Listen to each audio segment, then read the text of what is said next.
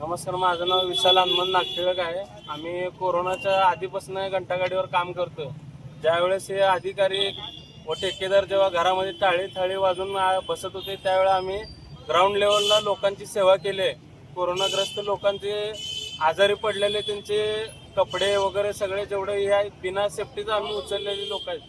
अस्वच्छ काम करून जसं सैनिक सीमेवर काम करते तसं आम्ही त्या पद्धतीनं आम्ही देशसेवा केलेली आहे. पण त्याचा आम्हाला मोबदला आज काय मिळालाय तर किमान वेतन, साप्ताहिक सुट्टी अशा जे कामगाराच्या सुविधा आहेत ते मागितल्यामुळं सूडबुद्धीनं व बेकायदेशीरपणे मक्तेदारांना आम्हाला काढून टाकलेलं आहे.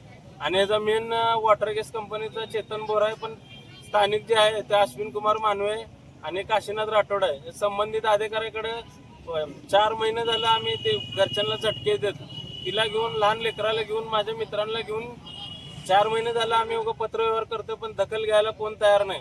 बाबासाहेबांनी 1942-1946 मध्ये अजून देश स्वातंत्र्य व्हायच्या अगोदर हे सुविधा कामगारांना आणून दिलेले आहेत.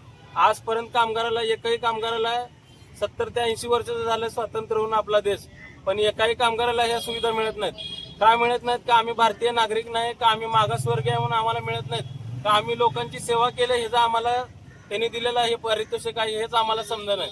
हे अजून आम्हाला नागरिकांकडनं ओला सुका कचरा सक्तीनं आणायला लावतात आणि स्वतः मात्र यांनी याच्यामध्ये तसाच मिक्स करून पाणी, कचरा, माती, दगड मिक्स करून कचऱ्याचं वजन वाढून यांनी भ्रष्टाचार करतात. हे संबंधित अधिकारी याच्यामध्ये सगळे मिळालेले आहेत. सगळ्यांना भेटून हे करून केलं तरी कोणी दखल घ्यायला तयार नाही. मग शेवटी आमच्याकडे आत्मधनशिवाय कुठलाच पर्याय उरलेला नाही.